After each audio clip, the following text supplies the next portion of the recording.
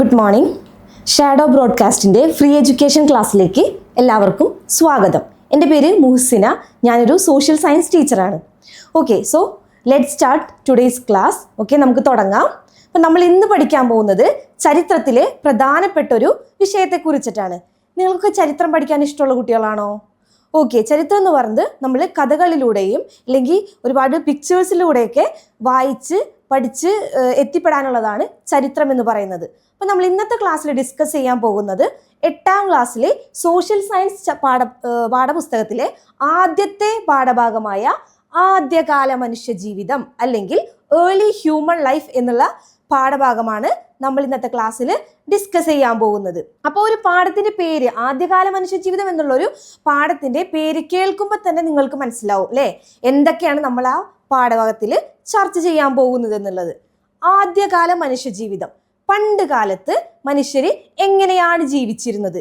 പണ്ട് കാലത്ത് എന്ന് വെച്ചാൽ നമ്മൾ ഉദ്ദേശിക്കുന്ന നമ്മളെ മുൻ തലമുറ എന്നുള്ള രീതിയിലല്ല, ഏറ്റവും പഴയ കാലത്ത് മനുഷ്യന്മാർ അല്ലെങ്കിൽ ജനങ്ങൾ ജീവിച്ചിരുന്നത് എപ്രകാരമാണ് എന്നുള്ളതാണ് നമ്മൾ ഈ ഒരു ടോപ്പിക്കിലൂടെ കവർ ചെയ്ത് പോകുന്നത്. അപ്പം നമുക്ക് ഇതിൽ കുറച്ച് ഡിവിഷനും കാര്യങ്ങളും അതുപോലെ തന്നെ അവരുടെ ജീവിത രീതി, ഭക്ഷ്യരീതി, കൃഷി എപ്പോൾ തുടങ്ങി, അവരുടെ പുതിയ പുതിയ കണ്ടുപിടുത്തങ്ങൾ തുടങ്ങിയ കാര്യങ്ങളാണ് നമ്മൾ ഈ ആദ്യകാല മനുഷ്യജീവിതം എന്നുള്ള പാഠഭാഗത്തിലൂടെ ഡിസ്കസ് ചെയ്യാൻ പോകുന്നത്. ഓക്കെ, അപ്പം നമുക്ക് തുടങ്ങിയാലോ. നമ്മുടെ ചാപ്റ്ററിന്റെ പേര് ആദ്യകാല മനുഷ്യ ജീവിതം. ഓക്കെ, ആദ്യകാല മനുഷ്യജീവിതം തുടങ്ങുന്നത് ശിലായുഗത്തിലൂടെയാണ്. എന്താണ് ശിലായുഗം അല്ലെങ്കിൽ സ്റ്റോൺ ഏജ്? കേട്ടിട്ടുണ്ട്, ആ പേരിൽ നിന്ന് നമുക്ക് മനസ്സിലാവും അല്ലേ. ശിലായുഗം, കല്ലുകൾ ഉപയോഗിച്ച് മനുഷ്യർ ജീവിച്ചിരുന്ന കാലഘട്ടത്തെയാണ് നമ്മൾ ശിലായുഗം എന്നുള്ള പേരിൽ അറിയപ്പെടുന്നത്. അന്നത്തെ കാലത്ത് അല്ലെങ്കിൽ ശിലായുഗത്തിന്റെ കാലഘട്ടത്തിൽ മനുഷ്യര് മൃഗങ്ങളെ വേട്ടയാടാനും അല്ലെങ്കിൽ ഭക്ഷ്യസാധനങ്ങൾ ശേഖരിക്കാനും ഒക്കെ ആയിട്ട് കൂടുതലായി ഉപയോഗിച്ചിരുന്നത് ശിലകളായിരുന്നു. ശിലകൾ അല്ലെങ്കിൽ കല്ലുകളായിരുന്നു ഉപയോഗിച്ചിരുന്നത്. ഓക്കെ, ഈ ശിലായുഗങ്ങളെ നമുക്ക് ചരിത്രം എഴുതപ്പെടുന്നതിന് മുമ്പുള്ള കാലഘട്ടമാണ് ശിലായുഗം എന്ന് പറയുന്നത്. അപ്പൊ നമുക്കൊരു സംശയം ഉണ്ടാവും അല്ലേ, ചരിത്രം എഴുതി വെക്കപ്പെടാത്ത ചരിത്രത്തെക്കുറിച്ച് നമ്മൾ എങ്ങനെ ഇന്നത്തെ കാലഘട്ടത്തിൽ പഠിക്കുന്നു അല്ലെങ്കിൽ നമ്മൾ എങ്ങനെ മനസ്സിലാക്കുന്നു എന്നുള്ളൊരു കൺഫ്യൂഷൻ നിങ്ങൾക്ക് വന്നിട്ടുണ്ടാവും അല്ലേ. എങ്ങനെ നമുക്ക് മനസ്സിലാവും ശിലായുഗത്തെക്കുറിച്ച്? പണ്ട് കാലത്തെ മനുഷ്യർ അല്ലെങ്കിൽ ശിലായുഗത്തിൽ ജീവിച്ചിരുന്ന മനുഷ്യര് ചരിത്രം പാറകളിലും അല്ലെങ്കിൽ ഗുഹകളിലൊക്കെ കൊത്തിവെച്ചിരുന്നു. അപ്പൊ നമ്മൾ അത്തരത്തിലുള്ള ചിത്രങ്ങളിലൂടെയാണ് അല്ലെങ്കിൽ ഗുഹകളിൽ കാണപ്പെടുന്ന ചിത്രങ്ങളിലൂടെയാണ് നമ്മൾ ശിലായുഗ മനുഷ്യരെ കുറിച്ച് പഠിക്കുന്നത്. മനസ്സിലാവുന്നുണ്ടോ? ശിലായുഗ കാലഘട്ടത്തില് മനുഷ്യര് ഗുഹകളിലും മറ്റും അവരുടെ ജീവിത രീതികള് ചിത്രങ്ങളിലൂടെയും അല്ലെങ്കിൽ വരകളിലൂടെയെല്ലാം രേഖപ്പെടുത്തിയിരുന്നു. അത്തരം കാര്യങ്ങൾ ഡിസ്കവർ ചെയ്ത് ആർക്കിയോളജിസ്റ്റുകളും ഹിസ്റ്റോറിയൻസും ഈ ശിലായുഗത്തെക്കുറിച്ച് രചനകൾ എഴുതിയിട്ടാണ് നമ്മൾ ശിലായുഗത്തെക്കുറിച്ച് മനസ്സിലാക്കുന്നത്. മനസ്സിലായെന്ന് വിചാരിക്കുന്നു. നമ്മുടെ ഇന്ത്യൻ ഹിസ്റ്ററി പഠിക്കുമ്പോൾ ഇന്ത്യ ചരിത്രം തുടങ്ങുന്നത് തന്നെ ശിലായുഗത്തിലൂടെയാണ്. നമ്മൾ ഇന്ത്യൻ ഹിസ്റ്ററി പഠിക്കുമ്പോൾ ഫസ്റ്റ് നമ്മൾ സ്റ്റാർട്ട് ചെയ്യുക എന്താണ് സ്റ്റോൺ ഏജ് എന്ന് വെച്ചിട്ടാണ് നമ്മൾ സ്റ്റാർട്ട് ചെയ്യുന്നത്. അതിനുശേഷം നമ്മൾ സ്റ്റോൺ ഏജിന്റെ ഡിവിഷൻസ് പഠിക്കും. പിന്നെ അങ്ങനെ പോയി ഹാരപ്പൻ സിവിലൈസേഷൻ, ആര്യൻ സിവിലൈസേഷൻ, അതൊക്കെ നിങ്ങൾക്ക് നെക്സ്റ്റ് ചാപ്റ്ററിൽ പഠിക്കാം. ഇതാണ് ശിലായുഗം എന്നുള്ളൊരു കൺസെപ്റ്റ്. മനസ്സിലായെന്ന് വിചാരിക്കുന്നു. മനുഷ്യർ ശിലായുധങ്ങൾ ഉപയോഗിച്ച കാലഘട്ടത്തെയാണ് നമ്മൾ ശിലായുഗം എന്നുള്ള പേരിൽ അറിയപ്പെടുന്നത് അല്ലെങ്കിൽ പറയപ്പെടുന്നത്. ഓക്കെ, ഇതാണ് മനുഷ്യന്റെ പരിണാമം. നിങ്ങൾ പരിണാമ സിദ്ധാന്തത്തെ കുറിച്ച് കേട്ടിട്ടുണ്ടാവും അല്ലേ. ഓക്കെ, അപ്പൊ മനുഷ്യന്റെ പരിണാമം നമുക്കറിയാം. മനുഷ്യൻ പണ്ടൊരു കുരങ്ങിനെ പോലെ ആയിരുന്നു അല്ലേ. പിന്നെ കാലഘട്ടങ്ങളിലൂടെ പല പല മാറ്റങ്ങളിലൂടെയാണ് നമ്മൾ ഇന്നീ കാണുന്ന പുരോഗതി ആർക്കുണ്ടായത്? മനുഷ്യർക്കുണ്ടായത്. ഓക്കെ, മനസ്സിലായെന്ന് വിചാരിക്കുന്നു. ആദ്യം നമ്മളെ എങ്ങനെയായിരുന്നു? മൃഗങ്ങളെ പോലെ. നമ്മളുടെ ജീവിത രീതിയും അതുപോലെ തന്നെയായിരുന്നു. മൃഗങ്ങളെ പോലെ തന്നെ ആയിരുന്നു നമ്മളുടെ ജീവിത രീതിയും. അപ്പൊ നമ്മൾ കാലഘട്ടങ്ങളിലൂടെ കടന്നുപോയി പുതിയ പുതിയ ടെക്നോളജീസ് കണ്ടുപിടിച്ച് ഒരുപാട് ഡെവലപ്മെന്റ്സ് ഉണ്ടാക്കിയിട്ടാണ് നമ്മൾ ഇന്നീ കാണുന്ന രീതിയിലുള്ള മനുഷ്യൻ എന്നുള്ള രീതിയിൽ ജീവിക്കാൻ തുടങ്ങിയത്. ഓക്കെ, അപ്പൊ നമ്മള് ശിലായുഗത്തെ കുറിച്ച് പറഞ്ഞു അല്ലെ. ചരിത്രം തുടങ്ങുന്നത് ശിലായുഗ പീരീഡിൽ, ശിലായുഗ കാലഘട്ടത്തിൽ നിന്നാണ് ചരിത്രം തുടങ്ങുന്നത് നമ്മൾ പറഞ്ഞു അല്ലെ. ഓക്കെ, അപ്പൊ ഈ ശിലായുഗ കാലഘട്ടത്തെ അവരുടെ ആ ഒരു മാറ്റത്തിനനുസരിച്ചിട്ട് നമുക്ക് 3ആയിട്ട് ഡിവൈഡ് ചെയ്യാം. ശിലായുഗത്തെ 3 വിഭാഗമായിട്ട് അല്ലെങ്കിൽ 3 സ്റ്റേജസ് ആയിട്ട് നമ്മൾക്ക് ഡിവൈഡ് ചെയ്യാൻ പറ്റും. ഫസ്റ്റ് സ്റ്റേജ് എന്ന് പറയുന്നത് പ്രാചീന ശിലായുഗം അല്ലെങ്കിൽ പാലിയോലിത്തിക് പീരീഡ് എന്ന് പറയും. ശിലായുഗത്തിന്റെ ഫസ്റ്റത്തെ ക്ലാസിഫിക്കേഷൻ എന്ന് പറയുന്നത് പ്രാചീന ശിലായുഗം. ഓക്കെ, രണ്ടാമത്തേത് മധ്യശിലായുഗം അല്ലെങ്കിൽ മെസോലിത്തിക് പീരീഡ് എന്ന് പറയും. ഫസ്റ്റ് പ്രാചീന ശിലായുഗം, പാലിയോലിത്തിക് പീരീഡ്, ദെൻ മധ്യശിലായുഗം, മെസോലിത്തിക് പീരീഡ് എന്ന് പറയും, ദെൻ നവീന ശിലായുഗം, നിയോലിത്തിക് പീരീഡ് എന്ന് പറയും. അപ്പോൾ സ്റ്റോൺ ഏജിനെ നമ്മൾ മൂന്നായിട്ട് ഡിവൈഡ് ചെയ്യുന്നുണ്ട്: പ്രാചീന ശിലായുഗം, മധ്യശിലായുഗം ആൻഡ് നവീന ശിലായുഗം. മനസ്സിലായെന്ന് വിചാരിക്കുന്നു. അപ്പം ഫസ്റ്റ് നമ്മൾ നോക്കാൻ പോകുന്നത് പ്രാചീന ശിലായുഗത്തിൽ അല്ലെങ്കിൽ പ്രാകൃതമായി ജീവിച്ചിരുന്ന മനുഷ്യന്റെ കാലഘട്ടമായിരുന്നു പ്രാചീന ശിലായുഗം. അപ്പൊ ഈ പ്രാചീന ശിലായുഗത്തിലെ മനുഷ്യ ജീവിതത്തിന്റെ രീതി എങ്ങനെയായിരുന്നു എന്നുള്ളതാണ് നമ്മൾ ഫസ്റ്റത്തെ ഘട്ടത്തിൽ ചർച്ച ചെയ്യാൻ പോകുന്നത്. ഓക്കെ, ഫസ്റ്റ് പ്രാചീന ശിലായുഗം. നിങ്ങൾ ഈ പിക്ചർ ഒന്ന് നോക്കിയേ, എങ്ങനെയാണ് അവർ ജീവിക്കുന്നത് പ്രാചീന ശിലായുഗത്തില്? ഗുഹകളിലൊക്കെയാണല്ലേ, ഗുഹകളില് അല്ലെങ്കിൽ കല്ലുകൾ കൊണ്ടുള്ള ഒരു ജീവിത രീതിയിലെ. ആ പ്രാചീനം എന്നുള്ളൊരു വേർഡ് കേൾക്കുമ്പോൾ തന്നെ നമുക്ക് മനസ്സിലാവും എന്താണ്, ഒരു പ്രാകൃതമായിട്ടുള്ള ഒരു ജീവിത രീതിയായിരുന്നു. എന്താണ് പ്രാകൃതം? മൃഗങ്ങൾ എങ്ങനെയാണ് ജീവിക്കുക? മൃഗങ്ങൾ ആരെങ്കിലും കൺട്രോൾ ചെയ്യുന്നുണ്ടാ? അവർക്ക് അവരുടെ ബുദ്ധി ഉപയോഗിച്ചിട്ടാണോ ജീവിക്കുന്നത്? അല്ല അല്ലേ. എന്താണ്, അവരിങ്ങനെ അലഞ്ഞു തിരിഞ്ഞ് നടക്കുന്നു, കണ്ട സംഭവങ്ങളൊക്കെ എടുത്ത് കഴിക്കുന്നു, ഒരു റിലേഷൻഷിപ്പ് അങ്ങനത്തെ കാര്യങ്ങളൊന്നും ഇല്ലാതെ അലഞ്ഞു തിരിഞ്ഞ് നടക്കുന്ന ഒരു വിഭാഗമാണ് മൃഗങ്ങൾ. നമ്മുടെ പ്രാചീന ശിലായുഗത്തിൽ അല്ലെങ്കിൽ പാലിയോലിത്തിക് പീരീഡില് മനുഷ്യര് ജീവിച്ചിരുന്നത് എങ്ങനെയായിരുന്നു? മൃഗങ്ങളെ പോലെ ആയിരുന്നു മനുഷ്യര് പ്രാചീന ശിലായുഗത്തില് ജീവിച്ചിരുന്നത്. അപ്പൊ നമ്മൾ പ്രാചീന ശിലായുഗം, മധ്യശിലായുഗം, നവീന ശിലായുഗം എന്ന് പറഞ്ഞു അല്ലെ, സ്റ്റോൺ ഏജിന്റെ 3 ഡിവിഷൻസ്. പക്ഷെ അത് ഓരോ നാട്ടിലും വ്യത്യസ്ത രീതിയിലാണ് ഡിവിഷൻസ് വരുന്നത്. ഞാൻ പറയാൻ വിട്ടുപോയി, ഓരോ നാട്ടിലും വ്യത്യസ്ത രീതിയിലാണ് ഡിവിഷൻസ് വരുന്നത്. ഇപ്പൊ ഇന്ത്യയിൽ പറയുന്ന പാലിയോലിത്തിക് പീരീഡ് ആയിരിക്കില്ല ആഫ്രിക്കൻ കോണ്ടിനെന്റ് എടുത്ത് നോക്കുമ്പോൾ പറയുക. അതുപോലെ തന്നെ ആഫ്രിക്കൻ കോണ്ടിനെന്റിലുള്ള ഈ ഒരു സ്റ്റോൺ ഏജിന്റെ ഡിവിഷൻ ആയിരിക്കില്ല അല്ലെങ്കിൽ ആ ഒരു പീരീഡ് ആയിരിക്കില്ല എവിടെ ഉണ്ടാവുക, യൂറോപ്പിൽ ഉണ്ടായിരിക്കുക. അപ്പൊ നമ്മുടെ ടെക്സ്റ്റ് ബുക്കിൽ മെയിൻ ആയിട്ട് ഫോക്കസ് ചെയ്യുന്നത് ഇന്ത്യൻ കോണ്ടിനെന്റ് ഏഷ്യൻ കോണ്ടിനെന്റിൽ വെച്ചിട്ടുള്ള സ്റ്റോൺ ഏജിന്റെ ഡിവിഷനാണ് നമ്മൾ ഫോളോ ചെയ്യുന്നത്. അപ്പൊ നമ്മൾ പറഞ്ഞു ശിലായുഗത്തിന്റെ ആദ്യത്തെ ക്ലാസിഫിക്കേഷൻ എന്ന് പറയുന്നത് പ്രാചീന ശിലായുഗം, ഏറ്റവും പ്രാകൃതമായ കാലഘട്ടം, മനുഷ്യൻ ജീവിച്ചിരുന്ന പ്രാകൃതമായ കാലഘട്ടമാണ് പ്രാചീന ശിലായുഗം എന്നുള്ളതിലൂടെ ഉദ്ദേശിക്കുന്നത്. ചിത്രം നോക്കുക, അവർ ഗുഹകളിലാണ് താമസിച്ചിരുന്നത്, കൂട്ടമായി നടന്ന് നൊമാഡിക് പീപ്പിൾ അല്ലെങ്കിൽ ഹണ്ടിങ്ങും ഗ്യാതറിങ്ങും എന്ന് വെച്ചാൽ വേട്ടയാടുക, ഇര തേടി പിടിക്കുക, അതുപോലെ തന്നെ ഗുഹകളിൽ താമസിക്കുക. വസ്ത്രമായി ഉപയോഗിച്ചിരുന്ന എന്തായിരുന്നു? മൃഗങ്ങളുടെ തോല്, അതുപോലെ തന്നെ ഇലകൾ ഉപയോഗിച്ചുള്ള വസ്ത്രരീതി, ഇത്തരത്തിലുള്ള കാര്യങ്ങളായിരുന്നു പ്രാചീന ശിലായുഗത്തിന്റെ പീരീഡില് കാണപ്പെട്ടിരുന്നത്. അതുപോലെ തന്നെ അവര് സംഘമായിട്ടാണ് ഉണ്ടായിരുന്നത്. വെച്ചാൽ സംഘം എന്ന് വെച്ചാൽ സ്ത്രീകളൊരു സംഘം, പുരുഷന്മാരൊരു സംഘം, അങ്ങനെയായിരുന്നില്ല. സ്ത്രീകളും പുരുഷന്മാരും ഒരുമിച്ച് ചെറു ചെറു സംഘങ്ങളായിട്ടാണ് അവര് ജീവിച്ചിരുന്നത്. അപ്പൊ അവരെവിടെയായിരുന്നു ജീവിച്ചിരുന്നത്? ഗുഹകളിലായിരുന്നു പറഞ്ഞല്ലേ. അപ്പൊ ഇവര് ഈ ഗുഹകളിൽ ജീവിക്കുമ്പോൾ അവരെന്ത് ചെയ്തു? അവരുടെ ജീവിത രീതിയൊക്കെ എന്ത് ചെയ്തു? ഈ ഗുഹകളിൽ ഇങ്ങനെ കൊത്തിവെച്ചു. അല്ലെങ്കിൽ പഴച്ചാറില്ലേ, പഴച്ചാറെന്ന് വെച്ചാൽ ഫ്രൂട്ട്സിന്റെ ഒക്കെ ഇതുണ്ടാവില്ല, അതുകൊണ്ട് അവരുടെ ഓരോ ചിത്രങ്ങളും അല്ലെങ്കിൽ അവരുടെ ജീവിത രീതിയൊക്കെ അവരെന്ത് ചെയ്തു? ഗുഹകളുടെ ചുമരുകളിൽ ഇങ്ങനെ വരച്ചു വെച്ചു. അതൊക്കെയായിരുന്നു പ്രാചീന ശിലായുഗത്തിന്റെ പ്രത്യേകതകൾ. അപ്പൊ എന്തൊക്കെയാണോ നോക്കൂ, ഗുഹാചിത്രങ്ങൾ ഞാൻ പറഞ്ഞില്ലേ, ഗുഹകളിലൊക്കെ അവർ വരച്ചു വെച്ചിരുന്നു ഗുഹാചിത്രങ്ങൾ. എങ്ങനെ? കാട്ടുപന്നിയുടെ ചിത്രം, കാട്ടുപോത്തിൻ്റെത്, അങ്ങനെ പലതരത്തിലുള്ള ചിത്രങ്ങൾ അവര് ഗുഹകളില് വരച്ചു വെച്ചിരുന്നു. അതുപോലെ തന്നെ അവരുടെ ആയുധങ്ങൾ എങ്ങനെയായിരുന്നു നമുക്ക് നോക്കാം. എങ്ങനെയായിരുന്നു ആയുധങ്ങൾ? നല്ല ഭാരമുള്ള വെപ്പൺസ് ആണ് അവർ അന്നത്തെ കാലത്ത് ഉപയോഗിച്ചിരുന്നത്. എന്താണ്, അതൊന്നും ഷേപ്പ് ചെയ്യാനോ മിനുസപ്പെടുത്താനോ ഉള്ള ഒരു ബുദ്ധിയോ അല്ലെങ്കിൽ ഒരു ടെക്നോളജിക്കൽ ഡെവലപ്മെന്റോ അക്കാലത്ത് ഉണ്ടായിരുന്നില്ല. അതുകൊണ്ട് തന്നെ അവര് ഭാരമുള്ള ഉപയോഗിച്ചിരുന്ന ആയുധങ്ങളാണ് ഉപയോഗിച്ചിരുന്നത്. അപ്പൊ നമ്മൾ ചിന്തിച്ചു നോക്കുക, ഭാരമുള്ള ആയുധങ്ങൾ ഉപയോഗിച്ച് നമുക്ക് വേട്ടയാടൽ അത്ര സുഖമാവോ? ഇല്ല അല്ലേ. അപ്പോൾ അത്തരത്തിലുള്ള ഭാരമുള്ള അല്ലെങ്കിൽ ഷേപ്പില്ലാത്ത ആയുധങ്ങളാണ് പ്രാചീന ശിലായുഗ മനുഷ്യൻ വേട്ടയാടാൻ ഉപയോഗിച്ചിരുന്നത്. മനസ്സിലായെന്ന് വിചാരിക്കുന്നു. നമ്മൾ പറഞ്ഞു ഗുഹാചിത്രങ്ങൾ ഉണ്ടായിരുന്നു, അവരുടെ വേട്ടയാടൽ രീതിയെ കുറിച്ച് പറഞ്ഞു. ഓക്കെ, ദെൻ എന്താണ്? അപ്പൊ നമുക്കൊരു ചോദ്യം ചോദിക്കാം അല്ലെ, ഗുഹാചിത്രങ്ങളുടെ സവിശേഷതകൾ, പ്രാചീന ശിലായുഗത്തിലെ ഗുഹാചിത്രങ്ങളുടെ സവിശേഷതകൾ എന്തെല്ലാമായിരുന്നു? ഞാൻ നേരത്തെ പറഞ്ഞു മൃഗങ്ങളുടെ ചിത്രങ്ങളാണ് അധികവും അവർ വരച്ചിരുന്നത്. ആ ഒരു പോയിന്റ് കേൾക്കുമ്പോൾ നിങ്ങൾക്ക് എന്താ മനസ്സിലാവുന്നേ?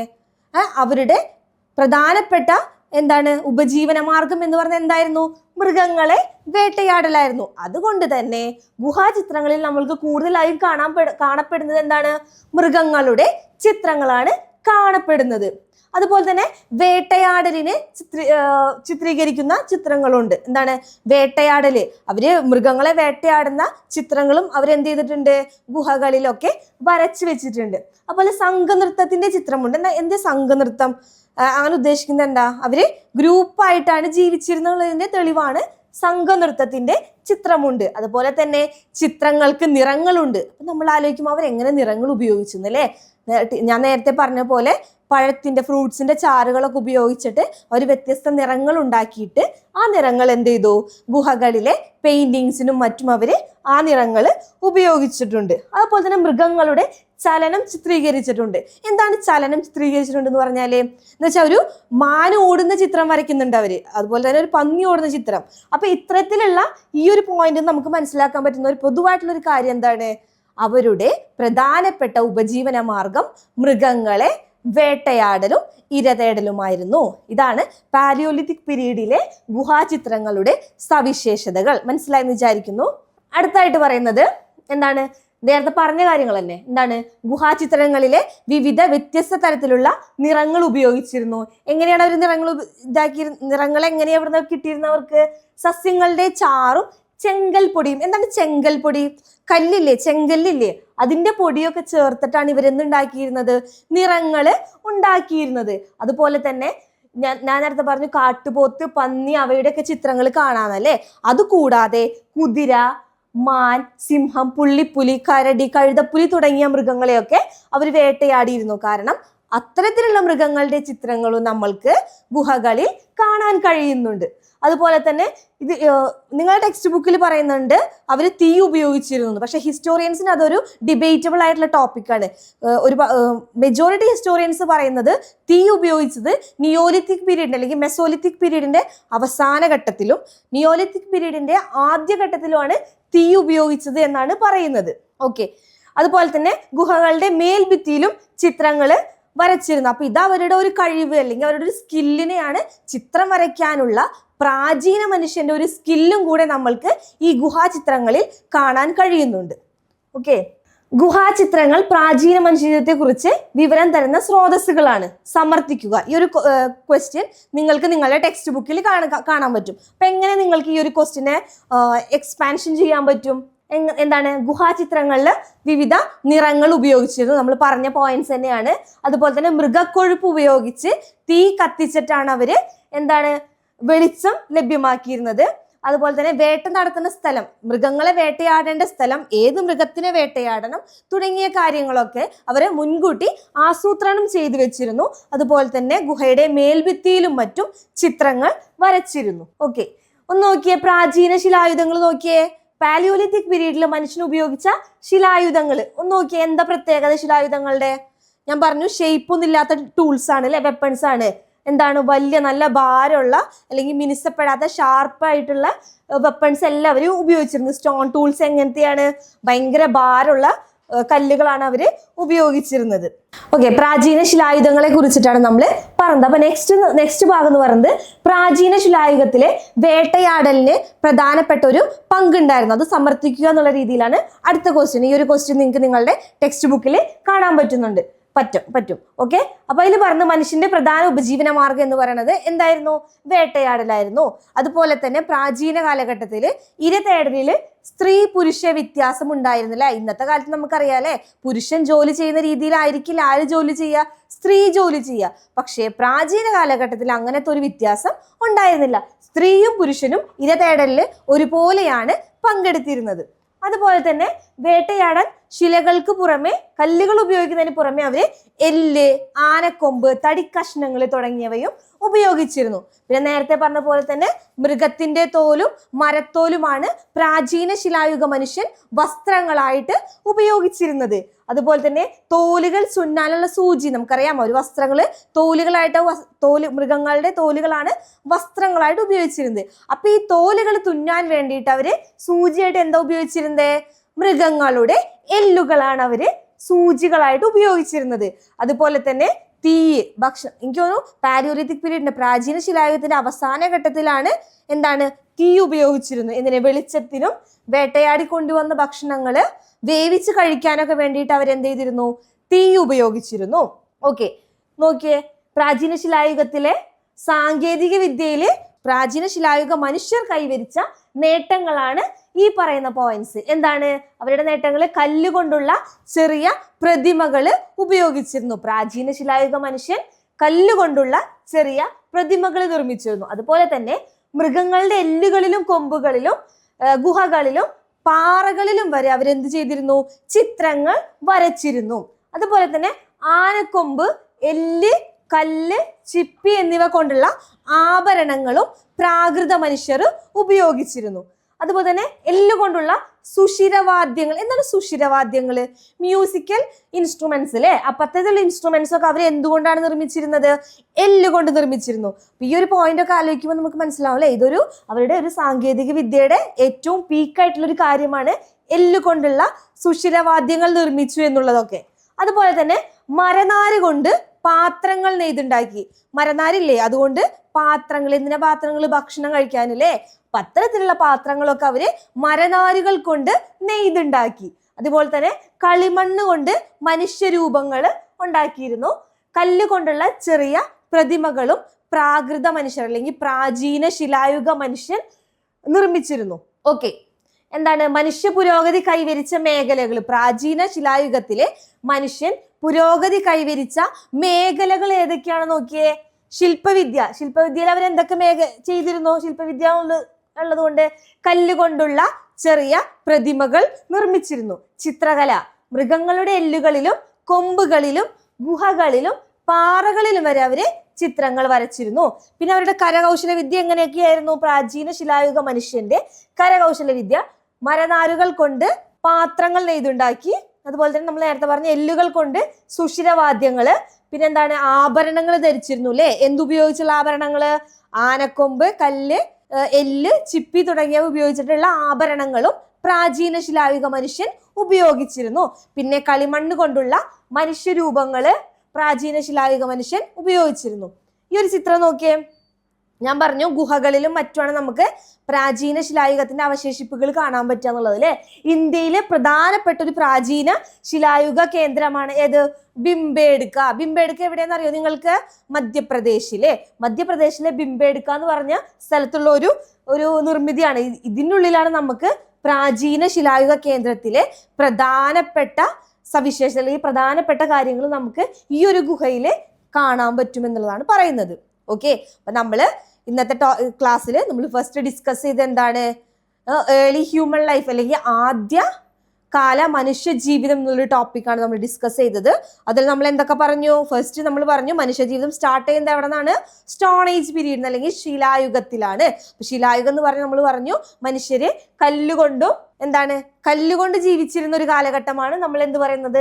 ശിലായുഗം എന്നുള്ള പേരിൽ പറയപ്പെടുന്നത്. ഈ ശിലായുഗത്തിന് നമ്മൾ 3 ഡിവിഷൻസ് പറഞ്ഞു അല്ലെ, ക്ലാസിഫിക്കേഷൻ പറഞ്ഞു. എങ്ങനെയാണ്? Palaeolithic period, then mesolithic period അല്ലെങ്കിൽ മധ്യശിലായുഗം, then neolithic period. Palaeolithic period, mesolithic period, neolithic period എന്ന് വെച്ചാൽ പ്രാചീന ശിലായുഗം, മധ്യശിലായുഗം, നവീന ശിലായുഗം. ഈ ഒരു 3 ഡിവിഷൻ പറഞ്ഞു. അതിലെ ആദ്യത്തെ ശിലായുഗമായ പ്രാചീന ശിലായുഗത്തിലെ മനുഷ്യൻ ഉപയോഗിച്ച കല്ലുകളെ കുറിച്ചും അവരുടെ ജീവിത രീതിയെ കുറിച്ചിട്ടുമാണ് നമ്മൾ ഇന്നത്തെ ക്ലാസ്സിൽ ഇത്ര നേരം ഡിസ്കസ് ചെയ്തത്. ഓക്കെ, അപ്പൊ നിങ്ങൾക്ക് ഇന്നത്തെ ക്ലാസ് നന്നായിട്ട് മനസ്സിലായെന്ന് വിചാരിക്കുന്നു. അപ്പോൾ എന്തെങ്കിലും ഡൗട്ട്സ് ഉണ്ടെങ്കിൽ നിങ്ങളുടെ ടെക്സ്റ്റ് ബുക്കിൽ ഒന്നും കൂടെ ഡീപ്പായിട്ട് നോക്കുകയാണെങ്കിൽ നിങ്ങൾക്ക് ഇതിന് ഡൗട്ട്സ് ഒന്നും ഇല്ലാതെ നല്ല ക്ലിയർ ആയിട്ട് പഠിക്കാൻ പറ്റും. അതുപോലെ തന്നെ അതിന്റെ ബാക്കിൽ നിങ്ങൾക്ക് ഇതിൻ്റെതായ കുറെ ക്വസ്റ്റ്യൻസും ഒരേ ആക്ടിവിറ്റീസും കാണാൻ പറ്റും. അപ്പൊ അതൊക്കെ ഒന്ന് റെഫർ ചെയ്ത് നോക്കുക. ഓക്കെ, അപ്പൊ നമുക്ക് അടുത്ത ക്ലാസ്സിൽ ഇതിന്റെ കണ്ടിന്യൂവേഷൻ ആയ അടുത്ത പീരീഡ് ഏതാണ്? മധ്യശിലായുഗത്തെ കുറിച്ചിട്ട് നമുക്ക് അടുത്ത ക്ലാസ്സിൽ ഡിസ്കസ് ചെയ്യാം. എല്ലാവർക്കും ക്ലാസ് മനസ്സിലായെന്ന് വിചാരിക്കുന്നു. Thank you.